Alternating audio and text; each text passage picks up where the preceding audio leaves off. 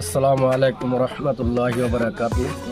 প্ৰথমতে শিমলুগুৰি আঞ্চলিক ঈদগাহ কমিটিৰ তৰফৰ পৰা সকলো ইছলাম ধৰ্মাৱলম্বী লোকসকলক তথা অসমবাসী তথা শিমলুগুৰি অঞ্চলৰ লোকসকলক আমি ঈদুল ফিতৰৰ শুভেচ্ছা ও অভিনন্দন যাচিলোঁ। আসসালামু আলাইকুম ৰহমতুল্লাহি ওয়া বাৰাকাতুহু। শিমলুগুৰি আঞ্চলিক ঈদগাহ কমিটিৰ তৰফৰ পৰা সকলো ইছলাম ধৰ্মী লোকসকলক ঈদৰ শুভেচ্ছা যাচিলোঁ।